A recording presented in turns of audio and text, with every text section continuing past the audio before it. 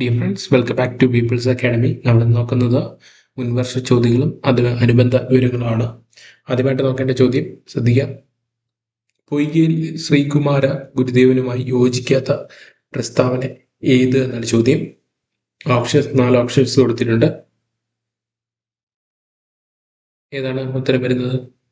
Option B ആണ് ഉത്തരം, 3 മാത്രം. ഓക്കെ, ഏതാണ് 3 മാത്രം.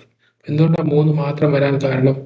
പത്തനംതിട്ട ജില്ലയിൽ ഇരവിപേരൂരാണ് ഇദ്ദേഹം ജനിച്ചത്. അത് കറക്റ്റായ സ്റ്റേറ്റ്മെന്റ് ആണ്. അടുത്ത പ്രത്യക്ഷ രക്ഷാ ദൈവസഭ സ്ഥാപിച്ചത് പൊയ്കയിൽ യോഹന്നാനാണ്. കറക്റ്റായ സ്റ്റേറ്റ്മെന്റ് ആണ്. അടുത്ത യോഗക്ഷേമ സഭയുമായി ചേർന്ന് പ്രവർത്തിച്ചു എന്ന് പറയുന്നത് തെറ്റായ സ്റ്റേറ്റ്മെന്റ് ആണ്.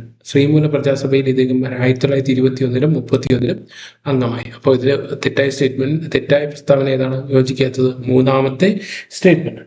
അപ്പൊ നമുക്ക് നോക്കേണ്ടത് ആരുമായിട്ട് ബന്ധപ്പെട്ടാണ്? പൊയ്കയിൽ യോഹന്നാനുമായി ബന്ധപ്പെട്ട വിവരങ്ങൾ. ആദ്യമായിട്ട് അദ്ദേഹം ജനിച്ച വർഷം 1879 ഫെബ്രുവരി 17 ജനിച്ച സ്ഥലം ഇരവിപേരൂർ, തിരുവല്ല, പത്തനംതിട്ട ജില്ല. അദ്ദേഹത്തിന്റെ യഥാർത്ഥ നാമം കുമാരൻ അല്ലെങ്കിൽ കുമാരൻ. ഇദ്ദേഹം അന്തരിക്കുന്നത് 1939 ജൂൺ 25. ദ്രാവിഡ ദളിതൻ എന്ന ആശയം മുന്നോട്ട് വെച്ച നവോത്ഥാന നായകനാണ് പൊയ്കയിൽ യോഹന്നാൻ. ആവശ്യത അനുഭവിക്കുന്ന ദളിതരുടെ മോചനത്തിനായി അദ്ദേഹം സ്ഥാപിച്ച സംഘടനയാണ് പ്രത്യക്ഷ രക്ഷാ ദൈവസഭ അഥവാ PRDS. സ്ഥാപിച്ച വർഷം 1909. പ്രത്യക്ഷ രക്ഷാ ദൈവസഭയുടെ ആസ്ഥാനം ഇരവിപേരൂർ, പത്തനംതിട്ട. PRDSന്റെ രക്ഷാധികാരി എന്നറിയപ്പെടുന്ന ഇദ്ദേഹം തന്നെയാണ്, കുമാരഗുരുദേവൻ തന്നെയാണ്. PRDSന്റെ മുഖപത്രം ആദ്യ ദീപം എന്ന് ഓർത്തിരിക്കാൻ. പ്രത്യക്ഷ രക്ഷാ ദൈവസഭ സ്ഥാപിച്ച ശേഷം യോഹന്നാൻ അറിയപ്പെടുന്ന പേരുകളാണ് പൊയ്കയിൽ അപ്പച്ചൻ, കുമാര ഗുരുദേവൻ എന്നീ പേരുകൾ. അടുത്ത പോയിന്റ് ശ്രദ്ധിക്കാം. യോഹന്നാൻ ശ്രീമൂല പ്രജാസഭയിൽ അംഗമായി തിരഞ്ഞെടുക്കപ്പെട്ട വർഷമാണ് 1921-31. നമ്മൾ ഓപ്ഷനിൽ തന്നെ ഉണ്ടായിരുന്നതാണ്. അദ്ദേഹത്തിന്റെ കവിതാ സമാഹാരം അറിയപ്പെടുന്നത് രക്തമണികൾ. ഓർത്തിരിക്കുക. ദളിത് വിദ്യാർത്ഥികൾക്ക് വേണ്ടി ആദ്യത്തെ എയ്ഡഡ് സ്കൂൾ സ്ഥാപിച്ചത് ഇദ്ദേഹമാണ്. ആവശ്യത അനുഭവിക്കുന്ന ദളിതരുടെ മോചനത്തിനായി യോഹന്നാൻ നടത്തിയ പ്രക്ഷോഭങ്ങൾ അറിയപ്പെടുന്നതാണ് അടിലഹള. സർക്കാർ അനുമതിയോടെ ഐത്യജാതിക്കാർക്കായി തിരുവിതാംകൂറിൽ ആദ്യത്തെ ഇംഗ്ലീഷ് വിദ്യാലയം ആരംഭിച്ചത് യോഹന്നാനാണ്. പൊയ്കയിൽ യോഹന്നാൻ ദളിത് സമുദായത്തിന് വേണ്ടി നടത്തിയ പ്രക്ഷോഭങ്ങളാണ് വാകത്താൻ ലഹള. 1907 അതുപോലെ തന്നെ ക്രിസ്തുമതത്തിലെ വിവേചനത്തിനെതിരെ പ്രതിഷേധിച്ചുകൊണ്ട് അദ്ദേഹം ബൈബിൾ കത്തിച്ചത് വാകത്താനത്ത് വെച്ചാണ്. ഇത് വാകത്താനം ലഹള എന്ന് അറിയപ്പെട്ടു. 1907 സംഭവം. അടുത്ത കൊഴുക്കുംചിറ ലഹള, മുണ്ടക്കയം ലഹള, മംഗളം ലഹള, വെള്ളനാടി ലഹള സമരം എന്നിവയെല്ലാം പൊയ്കയിൽ യോഹന്നാനുമായി ബന്ധപ്പെട്ടതാണ്. പൊയ്കയിൽ യോഹന്നാൻ എന്ന പുസ്തകം എഴുതിയതാരെന്ന് വെച്ചാൽ MR രേണുകുമാർ ആണെന്ന് ഉദ്ധരിക്കാം. അടുത്ത ചോദ്യത്തിലേക്ക് പോകാം. ചോദ്യം ശ്രദ്ധിക്കുക. ഇന്ത്യൻ നാഷണൽ കോൺഗ്രസ് സംഘടനയുമായി യോജിക്കാത്ത പ്രസ്താവന ഏത് എന്നാണ് ചോദ്യം. 4 ഓപ്ഷൻസ് കൊടുത്തിട്ടുണ്ട്. ആദ്യ സ്റ്റേറ്റ്മെന്റ് നോക്കൂ, നമുക്ക് ഉത്തരത്തിലേക്ക് വരാം. ആദ്യം നോക്കാം. ഇന്ത്യൻ നാഷണൽ കോൺഗ്രസിന്റെ ആദ്യ സെക്രട്ടറി WC ബാനർജി. അത് തെറ്റായ സ്റ്റേറ്റ്മെന്റ് ആണ്. ഇത് INCയുടെ ആദ്യ സമ്മേളനം നടക്കാൻ തീരുമാനിച്ചത് പൂനെയിലാണ്. അത് കറക്റ്റായ സ്റ്റേറ്റ്മെന്റ് ആണ്. INCയുടെ ആദ്യ സമ്മേളനത്തിൽ പങ്കെടുത്തത് 72 പേരായിരുന്നു. അത് കറക്റ്റായ സ്റ്റേറ്റ്മെന്റ് ആണ്. INCയുടെ 2ാം സമ്മേളനം നടന്നത് മദ്രാസിലായിരുന്നു. അത് തെറ്റായ സ്റ്റേറ്റ്മെന്റ്. അപ്പോൾ 1ഉം 4ഉമാണ് ഇവിടുത്തെ തെറ്റ്. ഓപ്ഷൻ ഡി ആണ് ഉത്തരം വരുന്നത്. അപ്പൊ നമുക്ക് നോക്കാം. INCയുമായി ബന്ധപ്പെട്ട വിവരങ്ങൾ നോക്കാം. ഇന്ത്യൻ നാഷണൽ കോൺഗ്രസ് രൂപീകൃതമായ വർഷം 1885 ഡിസംബർ 28 INCയുടെ പിതാവ് അറിയപ്പെടുന്ന AO ഹ്യൂം അഥവാ അലൻ ഒക്ടോവിൻ ഹ്യൂം. അദ്ദേഹമാണ് ഫാദർ ഓഫ് ഇന്ത്യൻ ഓർണിത്തോളജി എന്നറിയപ്പെടുന്ന Allan Octavian Hume. Indian National Congress എന്ന പേര് നിർദ്ദേശിച്ചത് ദാദാഭായ് നവറോജിയാണ്.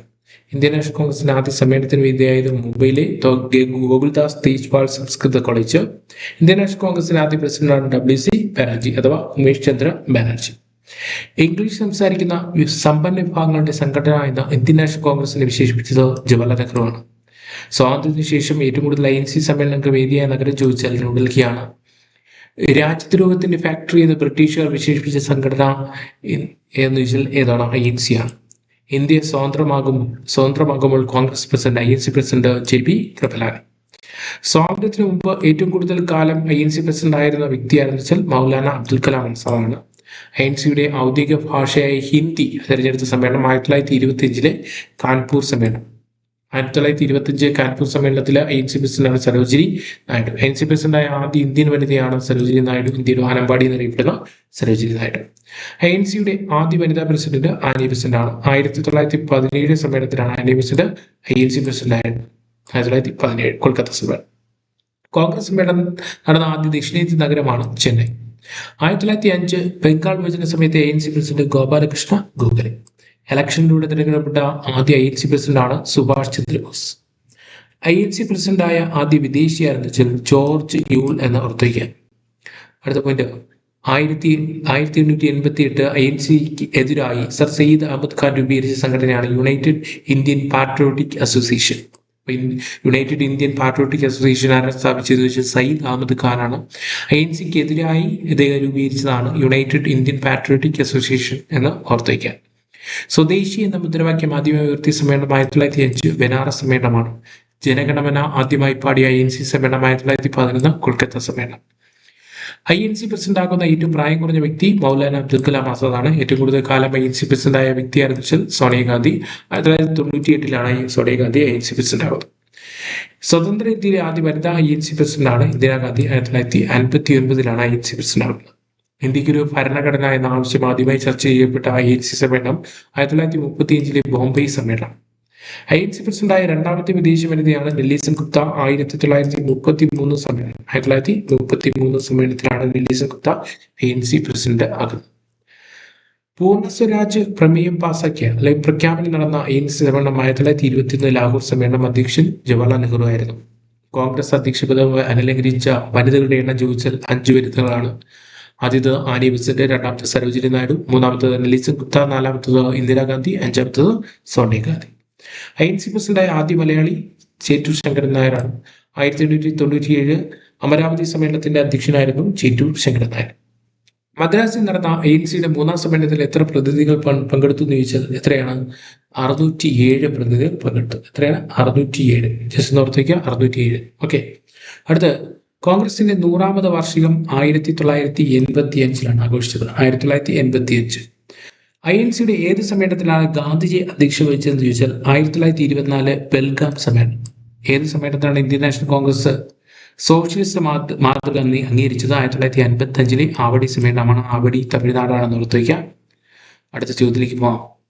വാസ്കോ ഡ ഗാമ കപ്പലിറങ്ങിയ സ്ഥലം ഏത് എന്നാണ് ചോദ്യം. ഓപ്ഷൻ ഡയറക്റ്റ് ആൻസർ ഇവിടെ ഉള്ളതുകൊണ്ട് ഓപ്ഷൻ ബി ആണ് കാപ്പാട്. ഓക്കെ, കാപ്പാട് പക്ഷേ കോഴിക്കോടാണ്. അതിലും ഉത്തരം കാപ്പാട് എന്ന് പഠിക്കുക. ഓക്കെ, അടുത്ത നമുക്ക് നോക്കാം. ഈ പോർച്ചുഗീസുകാരനായ വാസ്കോ ഡ ഗാമ പോർച്ചുഗൽക്കാരനാണെന്ന് ഓർത്തിക്കുക. പോർച്ചുഗൽ. യൂറോപ്പിൽ നിന്ന് ഇന്ത്യയിലേക്കുള്ള സമുദ്രപാത കണ്ടെത്തിയത് വാസ്കോ ഡ ഗാമയാണ്.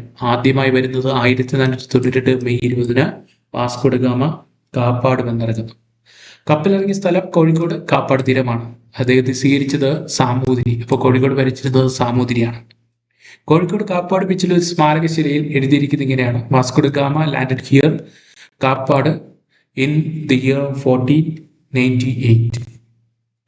അടുത്ത, ഇത് യാത്ര തിരിക്കുമ്പോൾ 4 കപ്പലുകളാണ് ഉണ്ടായിരുന്നത്. അദ്ദേഹം വന്ന കപ്പലിന്റെ പേര് സാബോ ഗബ്രിയൽ അല്ലെങ്കിൽ സെന്റ് ഗബ്രിയൽ. അത് അടുത്ത് വേറെ 4 കപ്പലുണ്ടായിരുന്നു. അതിൽ രണ്ടാമത്തെ കപ്പൽ സാബോ റാഫേൽ, അടുത്ത് ബെറിയോ. അതുപോലെ തന്നെ വേറൊരു കപ്പലുണ്ടായിരുന്നു, പേരില്ലാത്ത സ്റ്റോറേജ് കപ്പൽ. അത് വന്ന വഴിയിൽ തന്നെ അവരെന്ത് ചെയ്തു? കത്തിച്ചു കളയാണ് ചെയ്തത്. അതായത് വന്ന വഴിയിൽ തന്നെ കലാപങ്ങളും പ്രശ്നങ്ങളില്ലാതെ കലാപങ്ങളും ഇങ്ങനെയൊക്കെ ഉണ്ടായപ്പോൾ ആളുടെ എണ്ണം കുറഞ്ഞപ്പോൾ കത്തിച്ചു കളയാണ് ചെയ്തത്. ഓക്കെ, അടുത്ത സഹായി. ഇന്ത്യയിലേക്കുള്ള യാത്രയിൽ അദ്ദേഹത്തെ സഹായിച്ച ഗുജറാത്തി നാവികനാണ് അഹമ്മദ് ഇബ്നു മജീദ്. അദ്ദേഹത്തിന്റെ രണ്ടാം സന്ദർശനം 1502 1499 തിരിച്ചു പോയിട്ട് 1502 വീണ്ടും തിരിച്ചു വരുന്ന ഇന്ത്യയിലെ. അടുത്ത മൂന്നാമതായി വരുന്നത് 1524 പോർച്ചുഗീസ് വൈസ്രോയി ആയിട്ടായിരുന്നു അദ്ദേഹം 1524 തിരിച്ചു വരുന്നത്. 1524 അദ്ദേഹത്തിന്റെ അവസാനത്തെ വരവായിരുന്നു. 1524 ഡിസംബർ 24 കൊച്ചിയിൽ വെച്ച് അദ്ദേഹം ധരിക്കുന്നു. അദ്ദേഹത്തിന്റെ ആദ്യ ഭൗതിക ശരീരം സെന്റ് ഫ്രാൻസിസ് പള്ളി, കൊച്ചിയിലെ സെന്റ് ഫ്രാൻസിസ് പള്ളിയിൽ അടക്കുന്നു. അതിനുശേഷം 1539 പോർച്ചുഗലിലെ ലിസ്ബണിലേക്ക് കൊണ്ടുപോകുന്നു. ആഫ്രിക്കയിലെ കേപ്പ് ഓഫ് ഗുഡ് ഹോപ്പ് മുനമ്പ് കടന്നാണ് വരുന്നത് വാസ്കോ ഡ ഗാമ വരുന്നത്. വാസ്കോ ഡ ഗാമ സ്ക്വയർ സ്ഥിതി ചെയ്യുന്നത് എവിടെയെന്ന് വെച്ചാൽ കൊച്ചിയിലാണ്. പോർച്ചുഗീസുകാർ കൊണ്ടുവന്ന കൃഷിവിളകളാണ് പുകയില, കശുവണ്ടി, അതായത് പറങ്കിമാവ്, പൈനാപ്പിൾ, പപ്പായ, പേരയ്ക്ക, ചില്ലിമുളക്. അച്ചടി വിദ്യ ഇന്ത്യയിൽ ആദ്യമായി കൊണ്ടുവന്ന പോർച്ചുഗീസുകാരാണ്. 1556 ഗോവയിലാണ് ഇവരെ ഇങ്ങനെ കൊണ്ടുവരുന്നത് അച്ചടി യന്ത്രം. ചവിട്ട് നാടകം കേരളത്തിൽ കൊണ്ടുവന്നത് പോർച്ചുഗീസുകാരാണ്.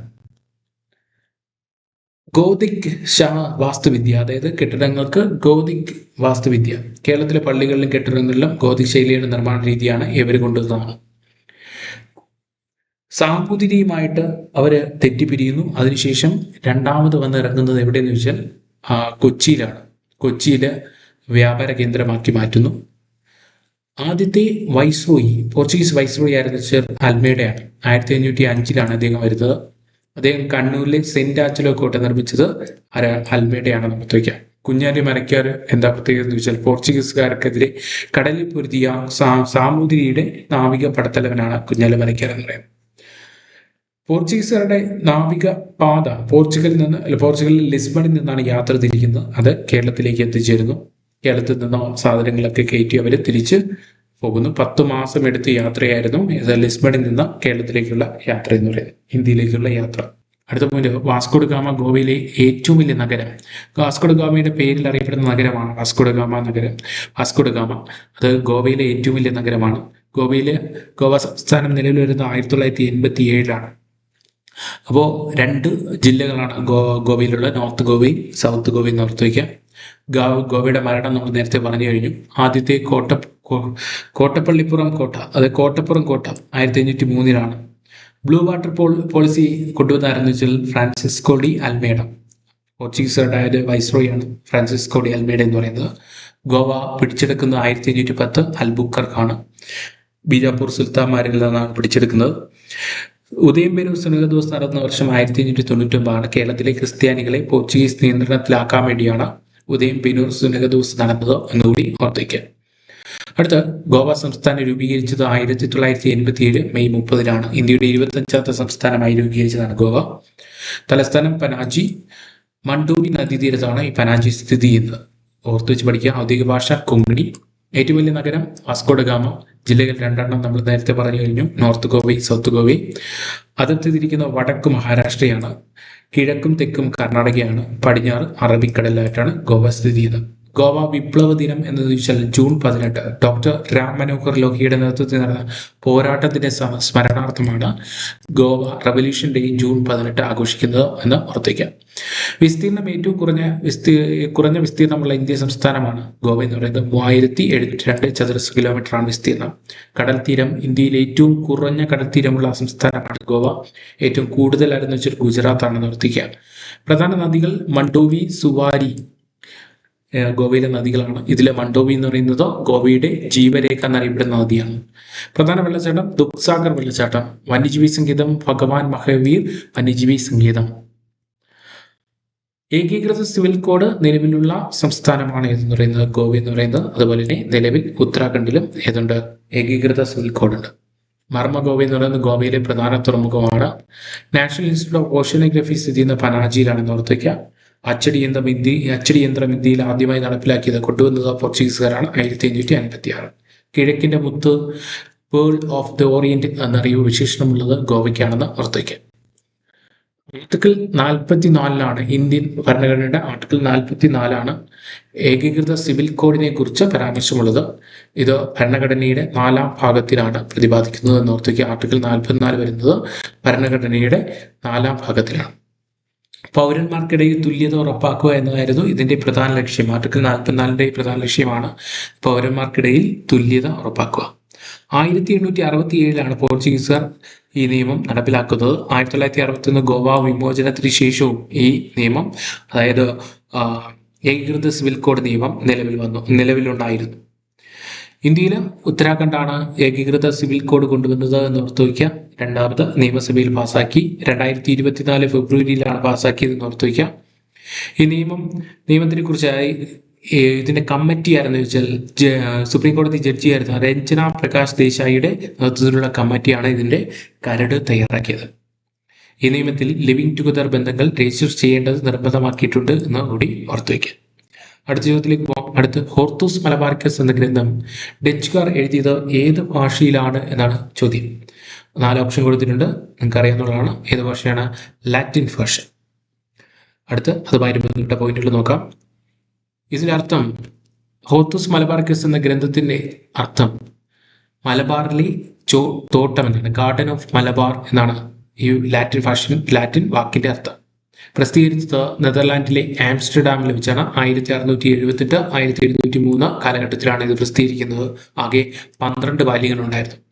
ഇതിൽ 742 കേരളീയ സസ്യങ്ങളെ കുറിച്ചാണ് പ്രതിപാദിക്കുന്നത്. നേതൃത്വം നൽകിയത് അന്നത്തെ കൊച്ചി ഗവർണറായിരുന്നു ഹെൻറിക് വാൻ റീഡ്. സഹായിച്ച വൈദ്യന്മാരാണ് ഇതിൽ പ്രധാനമായിട്ടുള്ളത് മലബാറിലെ പ്രശസ്ത വൈദ്യൻ എ.ടി. അച്യുതനാണ്. അതുപോലെ തന്നെ ഇത് സഹായിച്ച രംഗഭട്ട്, വിനായകഭട്ട്, അപ്പുഭട്ട് എന്നിവർ കൊങ്ങിണി ബ്രാഹ്മണരാണെന്ന് ഓർത്തു വയ്ക്കുക. ഇത് പടം വരച്ചത്, ഇതിലെ ചിത്രങ്ങൾ വരച്ചത് ഫാദർ ജോൺ മാത്യൂസ് ആണെന്ന് ഓർത്തു വയ്ക്കുക. മലയാളം ലിപി ആദ്യമായി അച്ചടിച്ചു വന്ന ഗ്രന്ഥമാണ് ഹോർത്തൂസ് മലബാർക്കസ്.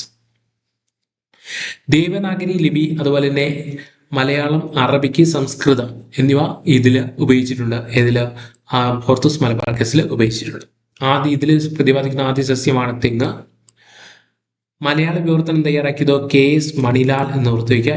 2008 ഇതിനായി കേന്ദ്ര സർക്കാർ പത്മശ്രീ അവാർഡ് നൽകിയിട്ടുണ്ട്. പുസ്തകത്തിലെ ആകെ എത്ര ചിത്രങ്ങൾ ഉണ്ടെന്ന് ചോദിച്ചാൽ 791 ചിത്രങ്ങളാണ് ഹോർത്തൂസ് മലബാർക്കസിൽ ഉള്ളത് എന്ന് ഓർത്തു വയ്ക്കുക. അടുത്തത് എ.ടി. അച്യുതന്റെ കുടുംബം ചേർത്തലയിൽ കൊടകരപ്പള്ളി കൊല്ലാട്ട് കുടുംബം എന്ന് ജസ്റ്റ് ഒന്ന് ഓർത്തു വെച്ചാൽ മതി. കടക്കരപ്പള്ളി കൊല്ലാട്ട് കുടുംബം. ഇത് ഒരു പ്രാവശ്യം ചോദിച്ചിട്ടുണ്ട്, അതുകൊണ്ട് ഓർത്തു വയ്ക്കുക. ഡച്ചുകാരുടെ കേരളത്തിലെ ആസ്ഥാനം എവിടെയെന്ന് വെച്ചാൽ കൊച്ചിയാണ്. ഡച്ചുകാരാണ് ഏതുമായിട്ട് ഹോർത്തൂസ് മലബാർക്കസുമായി ബന്ധപ്പെട്ടത് എന്ന് ഓർത്തു വയ്ക്കാം. മട്ടാഞ്ചേരി കൊട്ടാരം എന്ന് പറയുന്ന പോർച്ചുഗീസുകാർ നിർമ്മിച്ച് കൊച്ചി രാജാവിന് നൽകിയ മട്ടാഞ്ചേരി കൊട്ടാരം ഡച്ചുകാർ പുതുക്കി പണിതു. അതാണ് ഡച്ച് കൊട്ടാരം എന്ന് അറിയപ്പെടുന്നത്. ബോൾഗാട്ടി പാലസ് 1744 ഡച്ചുകാർ കൊച്ചിയിൽ നിർമ്മിച്ച കൊട്ടാരമാണ്.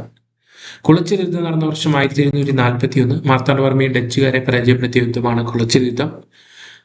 യൂറോപ്യൻ ശക്തിയെ തോൽപ്പിച്ച ആദ്യ ഏഷ്യൻ രാജാവാരെന്ന് വെച്ചാൽ അനിഴം തിരുനാൾ മാർത്താണ്ഡവർമ്മയാണ്. ഈ ഡച്ച് ഗവർണർ കുളച്ചിൽ യുദ്ധത്തിൽ മാർത്താണ്ഡവർമ്മയ്ക്ക് മുന്നിൽ കീഴടങ്ങിയ ഡച്ച് സൈന്യാധിപനാണ് ഡിനലോയി. അദ്ദേഹം പിന്നീട് തിരുവിതാംകൂറിന്റെ സൈനികത്തിന്റെ പരിശീലകനായിട്ട്, അതിലെ വലിയ കപ്പിത്താനായിട്ട് അറിയപ്പെടാൻ തുടങ്ങിയെന്ന് ഓർത്തു വയ്ക്കുക. അടുത്ത ചോദ്യം നോക്കാം.